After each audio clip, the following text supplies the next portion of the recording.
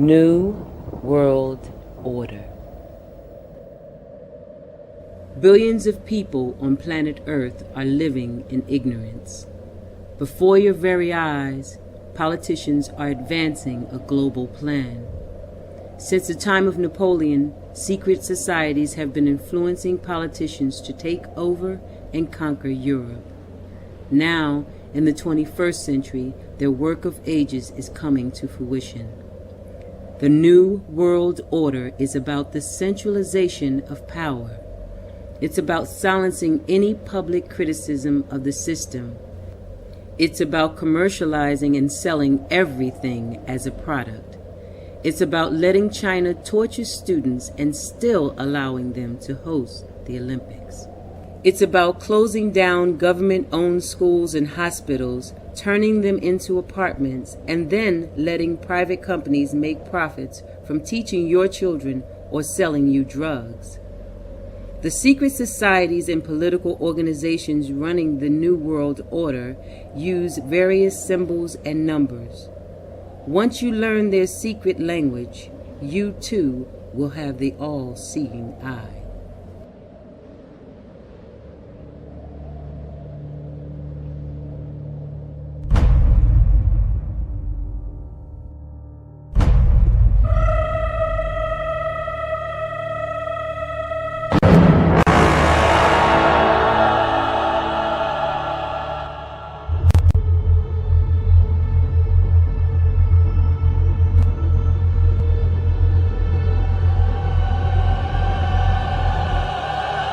Let it begin.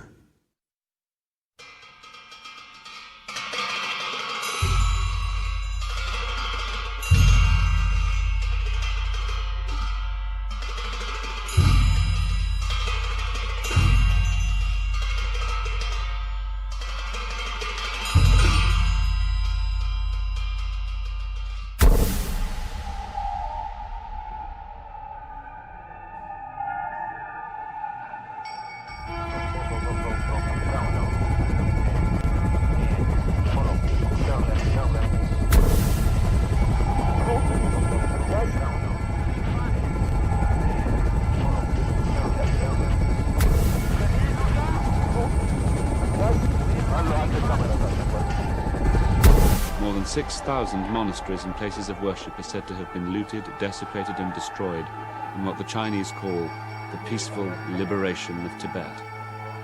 Within the last few years, the Chinese have dramatically increased political arrests and prison labor.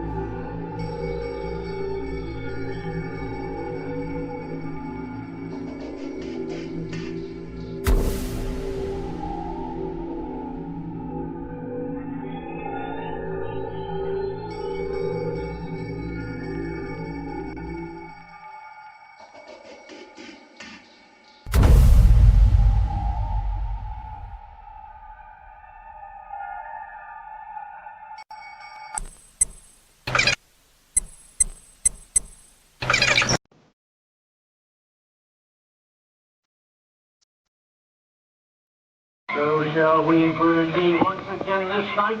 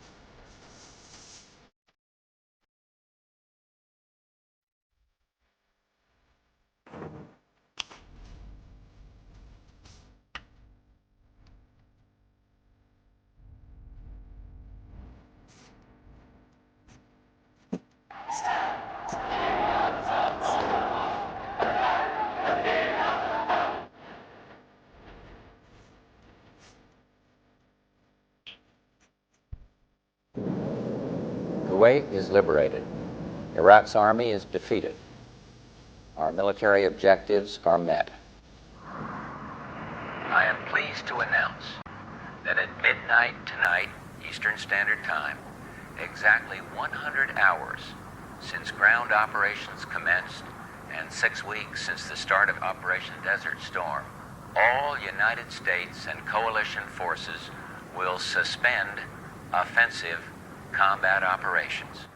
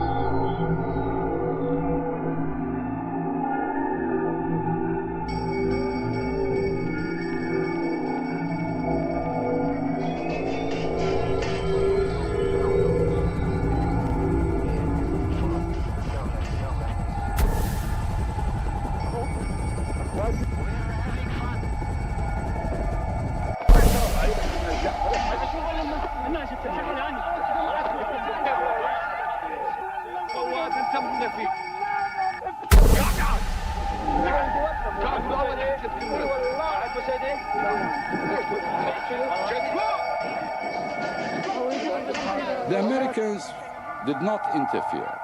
Therefore, it took us only a few days to recover from the surprise, to reorganize our troops, reorganize our resources, and impose peace and order on the southern governors. It took us 2 weeks to do that.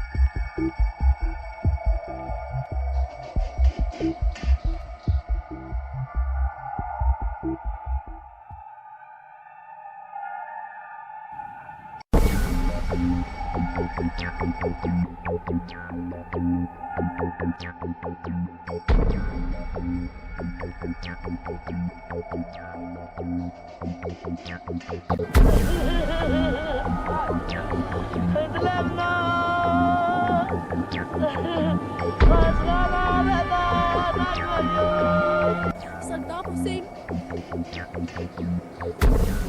Bombing, bomba, helicopters destroyed us. I don't know. They saw this, but they don't know why. We are human like you.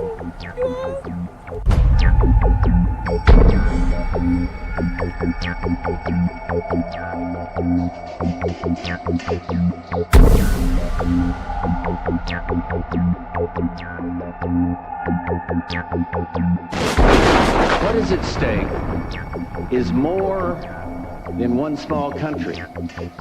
It is a big idea, a new world order.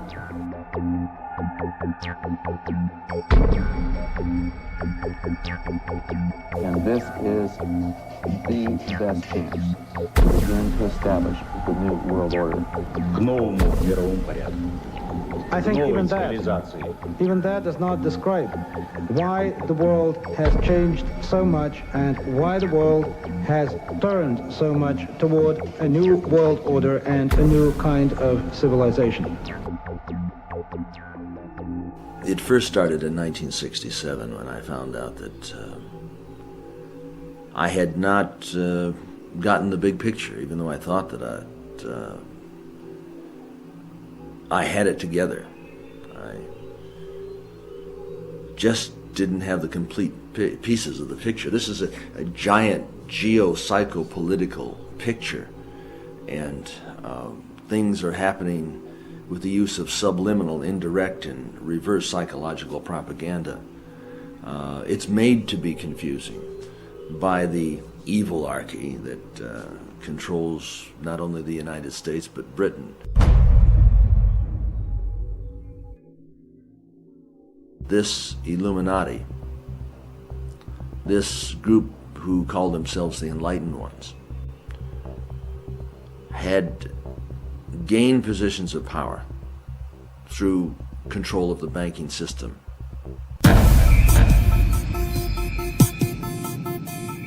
Okay, let's do it. Okay, let's do it.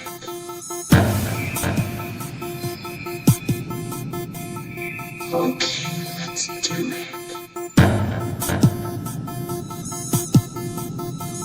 Okay, let's do it.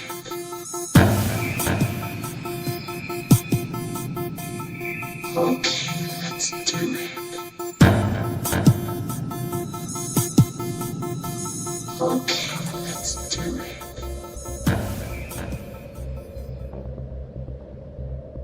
On the back of the dollar bill, you'll see the symbol on the left-hand side of the bill, which is annuit coeptus, which means our enterprise is now a success, or our enterprise is crowned with success. Annuit coeptus. So you're saying, fine, so you have an enterprise and it's now crowned with success. What enterprise are you talking about? Novas ordo seclorum. Novas is novus, meaning new. Ordo is order, and seclorum is where we get the word secular, meaning the world. So it's new order of the world, the new world order. George Bush's new world order is now a success. Bill, you've heard an awful lot of dramatic speeches and seen dramatic moments in times of great gravity for the nation. How would you assess this evening? This was a stirring address, in my view, shorter than his father's speech when he announced the New World Order, shorter than his father's speech when he announced the New World Order.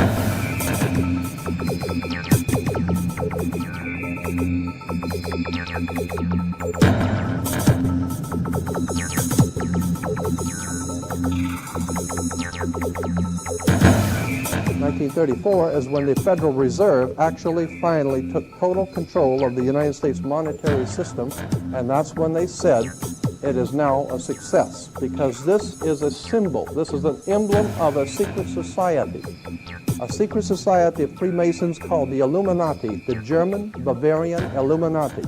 They were a secret society founded in the south of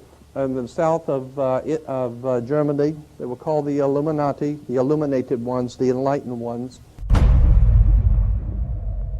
Annuit coeptus, novus ordo seclorum, and that was in 1774 that the Bavarian Illuminati drew up their plans for what they were going to do in America and how they were going to do it. The triangle at the top with the light emanating from around it is Horus.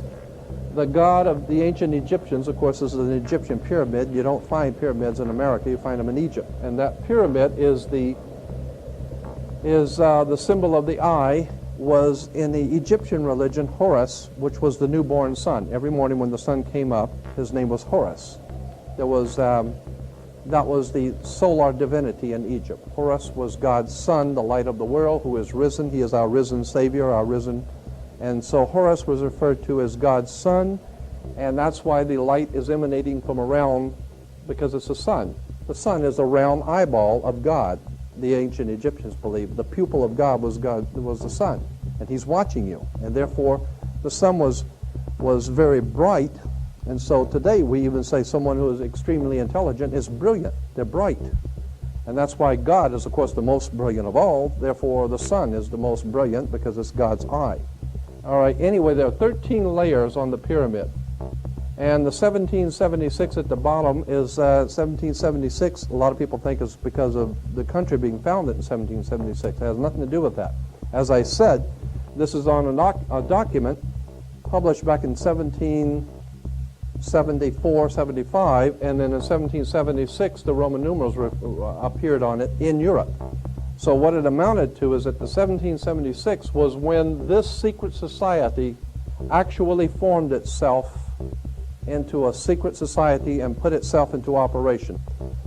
They were the basis for what we call today in our country the Bavarian Illuminati was the basis for what we call today the Colombian faction. The Colombian faction of the Illuminati came here right after this government was formed, and that's where we get today this Columbia Space Shuttle, Columbia Movies, Columbia Television, Columbia Records, everything, Columbia University. As a matter of fact, Columbia TV, Columbia Broadcasting System, CBS. What is the symbol for CBS? It's the all-seeing eye. And that's why our government is in the District of Columbia, because these guys own our government. They print our money, and they own not only the government, but they own you. You are their property. So, in other words, these guys print the money, they run the country, and they own you, and they own everything around it. And so they make the laws, and that's why they can decide who can kill who and who can get away with who and who can get away with whatever, because they make the laws and they decide. All right. As I said to you before, there are 13 layers in this pyramid. There are 13 letters in Eno Coeptus, but 13 is a very important number to this secret society. There are 13 stripes. There are 13 stars here, which make up the Star of David. The 13 berries. There are 13 leaves, 13 arrows. There are 32 feathers here and 33 feathers there. Everything is done in sequence of 13. 13, of course, is based on, this is what we call Masonic symbolism. Freemasons designed this dollar bill. Everything is done in sequence of 13, and again, I draw your attention to the fact that you have 13 stars here, which collectively make up the Star of David. There's a reason why. On the $1 bill at the top, you'll see this little image right here. But if you blow it up from an actual photograph, you'll see it is it's a little owl. It's a symbol of the Bohemian Society. The Bohemian Society meets in California on the last 2 weeks of July of every year. I have pictures showing all of the presidents, all of the living presidents, excluding the new one, but all of the living presidents at Bohemian Grove in Northern California, and they're all wearing red and black Ku Klux Klan dress type of regalia, like the Ku Klux Klanners, with the pointed headdress and everything. And I mean, that's quite a sight to see presidents dressed like Ku Klux Klan members, right? And they're standing in front of a big open pit of fire, and behind them is about a 20 to 25 foot owl behind them.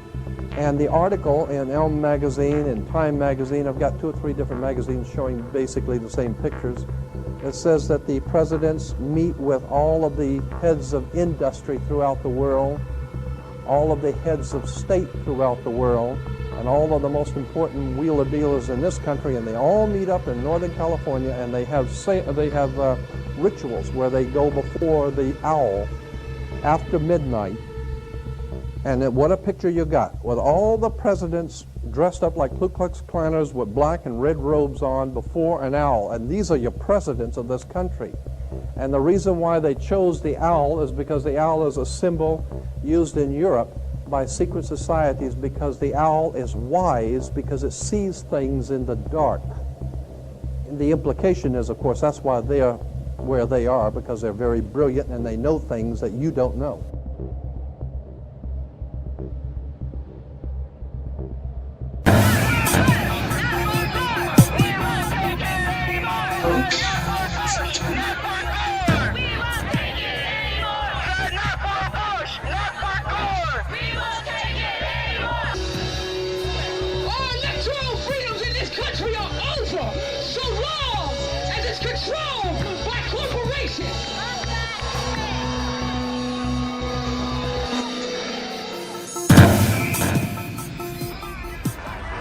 living room is the factory. The product being manufactured is you.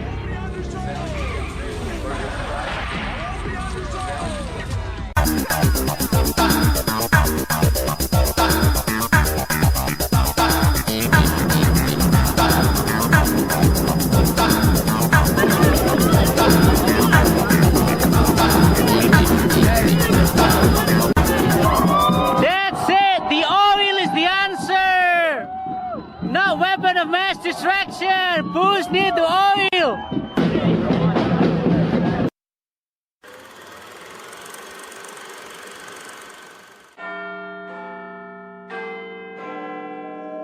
Studying shadows like an indoor cat until dusk when the sky walks me home. How far has the ancient Illuminati secret society network penetrated world politics? If you read the many books published about conspiracies, then you will learn that many leading authors have alleged that British Prime Minister Tony Blair is a high-ranking Freemason.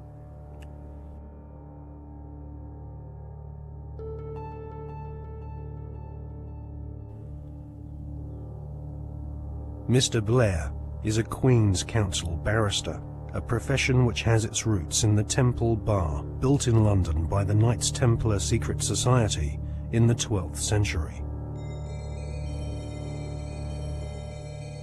According to many authors, Tony Blair follows the tradition of Masonic membership amongst large numbers of barristers and judges. Mr. Blair is allegedly a member of the 1591 Studholme Masonic Lodge, which meets, amongst other places, at the Café de Paris in London.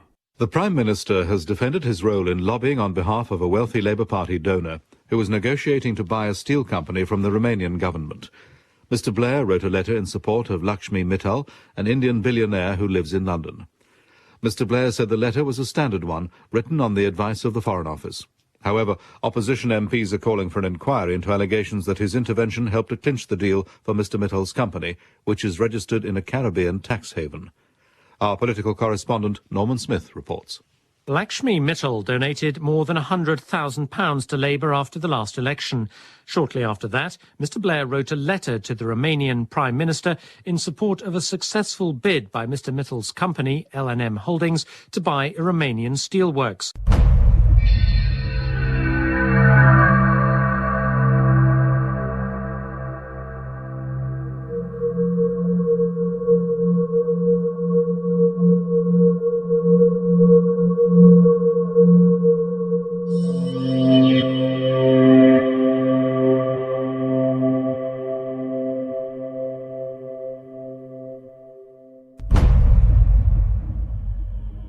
A retired solicitor once described barristers like Tony Blair as highly paid professional liars.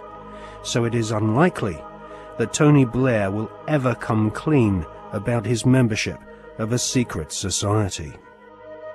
However, one thing we can be sure about. The Masonic establishment at the heart of British society does not like being probed or investigated when it comes to matters of Masonic membership. A recent Select Committee inquiry chaired by Labour MP Chris Mullins found that the Metropolitan Police Force and Judiciary were unwilling to force their members to disclose if they were members of secret societies. In a series of embarrassing revelations in the 1970s and 1980s, the British author Martin Short established that the Scotland Yard Vice Squad and senior CID officers were all Masons and taking bribes from pornographers in London's Soho.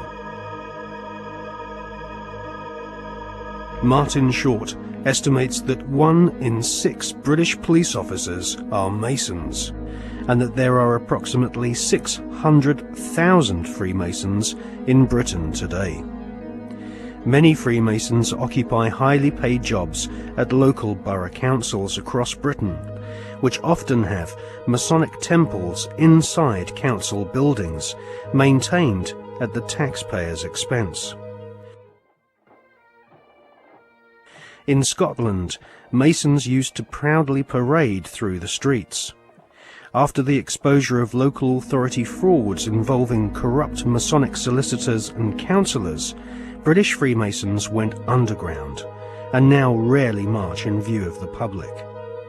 The public image of British Freemasonry has been damaged by the revelation that supercriminal Kenneth Noye and the men responsible for the Brinks-Mat gold bullion robbery were all Masons.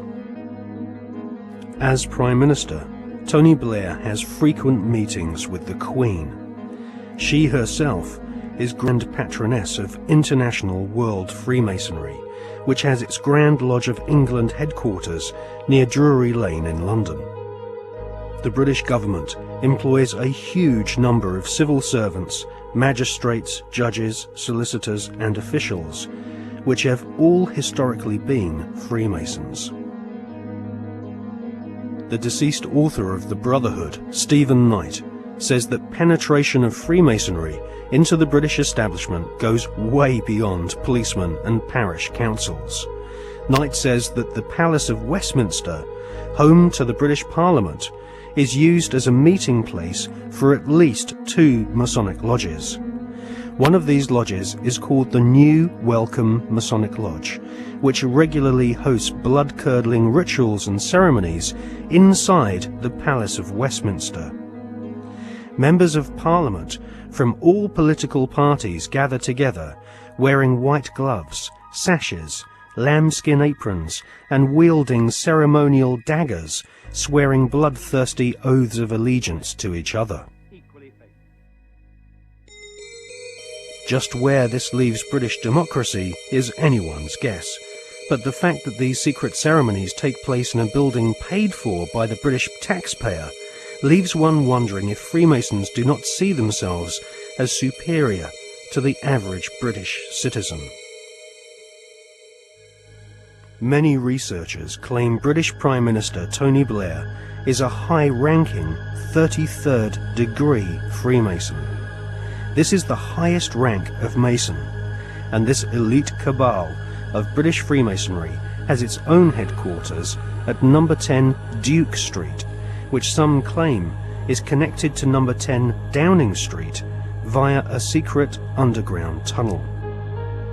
Inside the Duke Street headquarters of the Supreme Council of the 33rd degree, there is a red room, a black room, and a chamber of death, which Masons use for macabre rituals based on ancient Jewish mysticism and Enochian magic. Once initiated into the 33rd degree, Masons are told they are superior beings, and the human population are referred to as being profane goyim, which means cattle. If Tony Blair is indeed a 33rd degree Freemason, then he is following in the footsteps of previous Prime Ministers, who have all been members of either Freemasonry, the Knights Templar, or the Round Table, which was started by Sir Cecil Rhodes following his economic conquest of Zimbabwe during the 19th century. Winston Churchill was also a 33rd degree Freemason, initiated into the Studholme Lodge at the headquarters of the 33rd degree in May 1901. Winston Churchill was also a member of the Order of Druids, who often meet at Stonehenge during the spring equinox, whilst members of the British public are forcibly restrained from this ancient megalithic site by thousands of police officers. The ancient Druid rituals at Stonehenge can be considered harmless when compared to the murderous, satanically inspired ceremonies of Freemasonry. Most Freemasons do not progress beyond the first 3 degrees or exams of initiation. These are often called the blue degrees. In fact, many Masons do not even realize that beyond the 3rd degree of Master Mason, that there are higher degrees. The higher degrees of Freemasonry are almost exclusively populated by men of aristocratic lineage, or ex-officers of the armed forces. In all, at any one time, there are no more than a few dozen men who reach the 33rd degree. As they pass each ritual test, the ceremonies become more bizarre and include symbols which can be found in ancient Egypt, with initiates being given pompous titles such as sovereign, prince, or knight.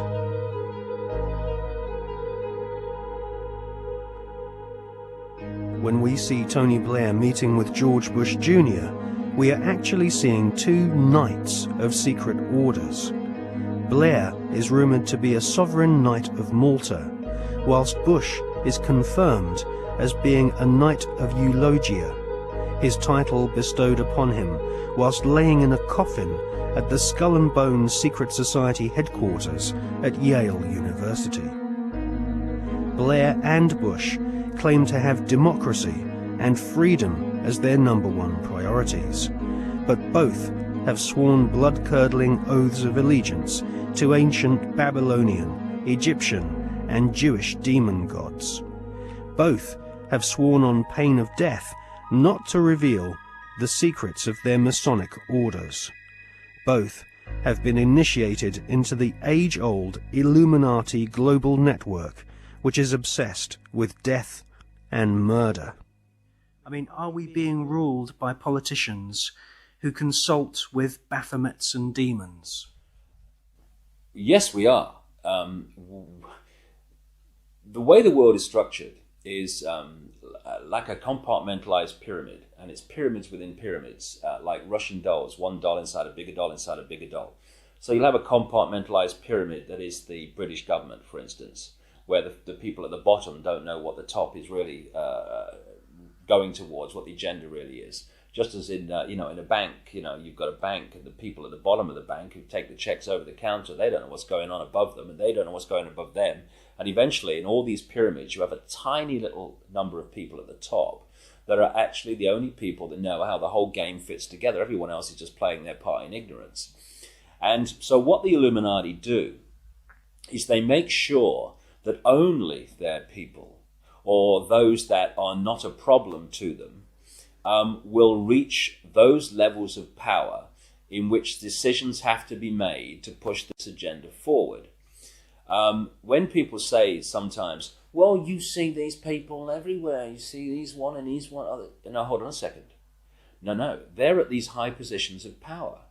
Therefore, because of this process of filtering them out, if you're not one of us, mate, you ain't going to get sponsored by the right people to get these positions of power. And if you slip through the net, there's going to be a scandal, or there's going to be something we're going to bring up that's going to bring you down because you're not one of our guys.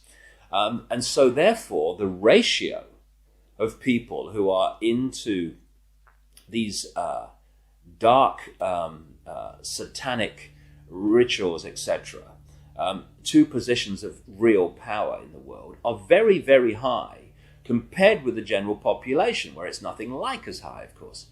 And so the question answers itself, in my experience, when people say, do you think the Prime Minister of Britain's involved? And my reply is he the Prime Minister of Britain? Yeah, well, he's involved, particularly Britain, because the reason, you see, that you cannot put a cigarette paper between the British Prime Minister ever and the President of the United States, whether Democrat or Republican, is because both are answering to exactly the same masters. And Blair and Bush, who are gophers, I mean, the real power you don't see. They're just, if they're on public display, they're still at gopher level. They are far more terrified of those in the shadows dictating to them than they are of public reaction to them. Because the most that public reaction can do is kick them out. It's not the most that the people in the shadows can do.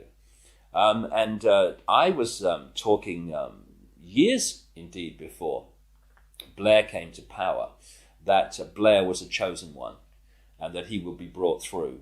And one of his tasks would be to take Britain into the euro. among many other things. And this is why Bush and Blair speak from the same song sheet, because the same people are handing out the song sheets. So yes, absolutely is involved. And so are the British royal family in horrendous rituals that go on at places like Balmoral. And if what really goes on comes out, and it will, people like Bush and Blair and the British royal family will have to reincarnate many times to complete the sentence.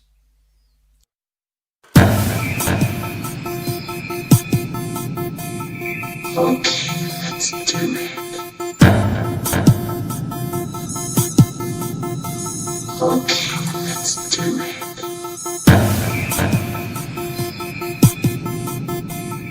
Okay, let's do it.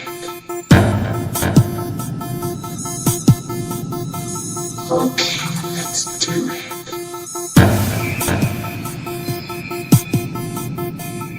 Okay, let's do it.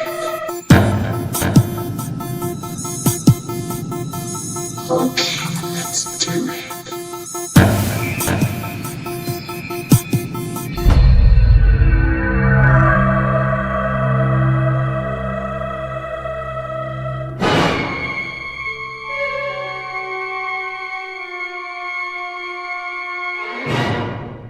I was an FBI agent for 27.5 years.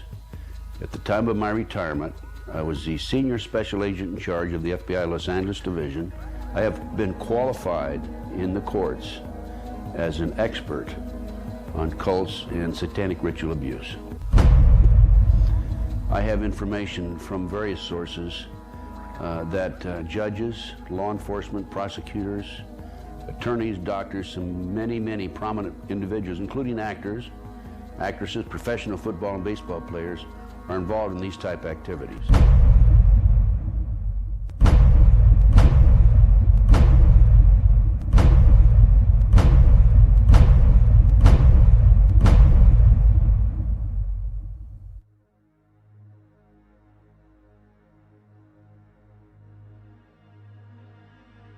If you go back 225 or 30 years ago, you have what we call the Illuminati that was established in 1776.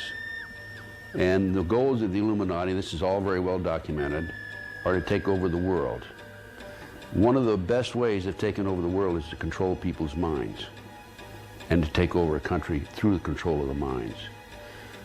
So what's happening in America, and based on my research and my interviews with numerous individuals, is that the powers that be, the higher-ups, the people in the Illuminati, are using the satanic cults as a means and as a tool to condition individuals and to make them victims of the mind control, MK Ultra mind control program. There's probably close to 4 million practicing Satanists in the United States alone, based on my intelligence information.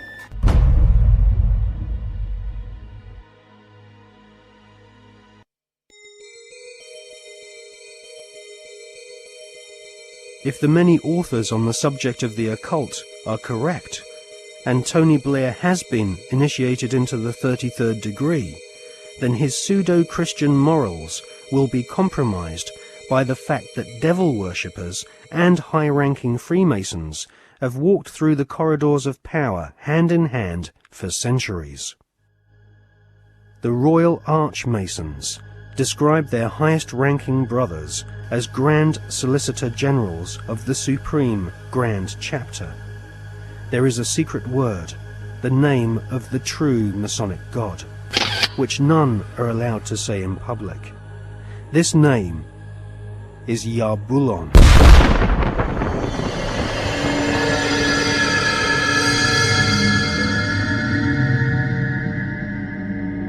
The Masonic God is not the same God of the Bible, which the Masons call Adonai.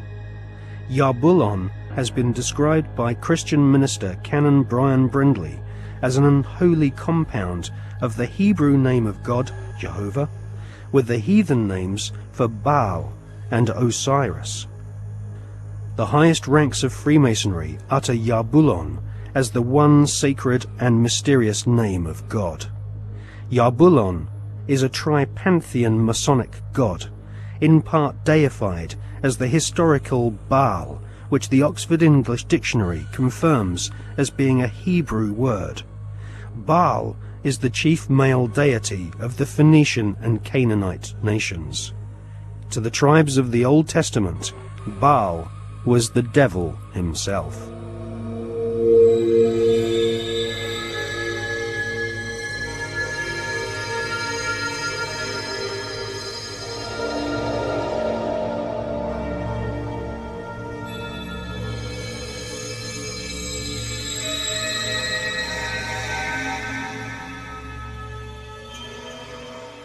Albert Pike is America's most celebrated Freemason.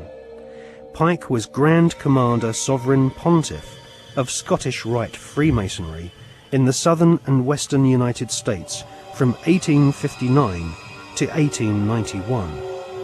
Scottish Rite Freemasonry has its own headquarters at the 33rd degree in Edinburgh. The United Grand Lodge of England has tried to deny that the true god of Masonry is Yabulon, or has anything to do with the devil. But Albert Pike describes Yabulon as a symbol of the infinite and eternal Godhead, a mongrel word whose name has been for 2,000 years an appellation of the devil.